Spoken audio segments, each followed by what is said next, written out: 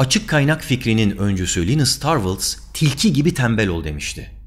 Her seferinde tekerleği yeniden icat etmeye hiç lüzum yok. Zaten mevcut olan şeyleri al ve kendi ihtiyaçlarına göre bunları uydur. Açık kaynak felsefesi. En temel ihtiyaçlarımızdan biri olan barınmak için de açık kaynak kullanabilir miyiz? İnternette ziyaret ettiğiniz her 5 web sitesinden biri WordPress içerik yönetim sistemiyle yapıldı. Buna benim web sitem de dahil. WordPress açık kaynaklı bir yazılım. Yani kodları, tasarımı herkes tarafından görülüyor ve yapılıyor. İnternetten indiriyorsunuz, kendi ihtiyaçlarınıza göre tasarlıyorsunuz, düzenliyorsunuz ve kendi web sitenizi kendiniz inşa ediyorsunuz.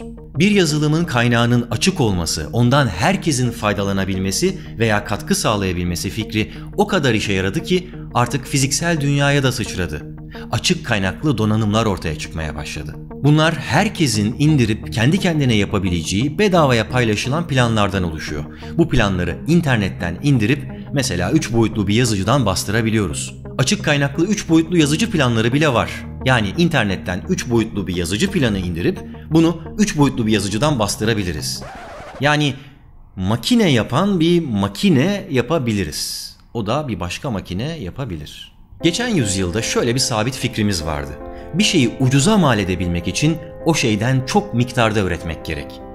Bu durumda o şeyin öyle bir tasarımı olmalı ki herkesin ihtiyacını görsün. Peki böyle bir şey mümkün mü? Tabii ki değil. Böyle olunca demek ki şeylerin tasarımı ortalama bir kullanıcının ortalama ihtiyaçlarına göre yapılıyor. 21. yüzyılda teknoloji bu durumu değiştirecek. Çünkü 3 boyutlu yazıcı gibi yeni bir takım icatlar bir şeyin üretimi için gerekli zamanı ve dolayısıyla maliyeti azaltıyor. Dolayısıyla artık kullandığımız cep telefonları Kaliforniya'da tasarlanıp Çin'deki fabrikalarda üretilmeyecek. Herkes tarafından tasarlanıp evinizdeki fabrikalarda yani 3 boyutlu yazıcılarda bastırılacak. Geçen yüzyılda üretim kanallarına kimin sahip olacağını tartışmasını yapar dururduk. Bu yüzyılda belki de bu kanallara hepimiz sahip olacağız. İnsanın 3 temel ihtiyacı var. Beslenme, giyinme, barınma.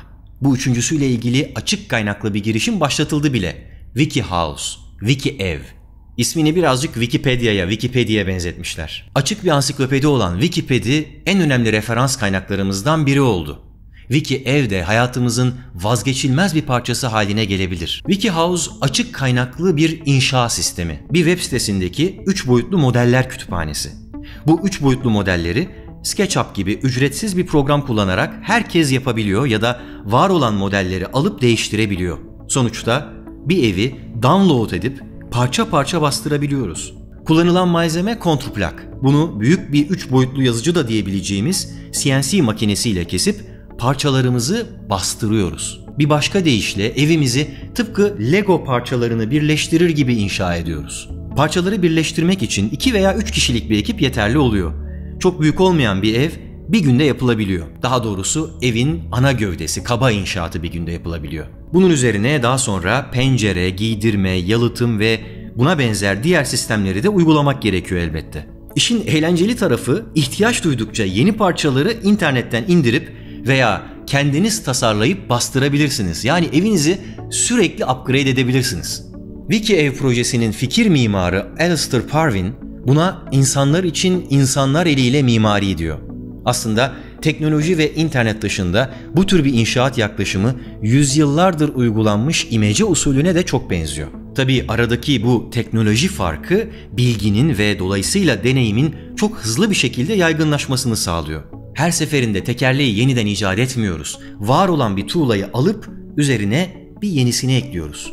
Bunlar çok küçük başlangıçlar. Ama internet de böyle başladı.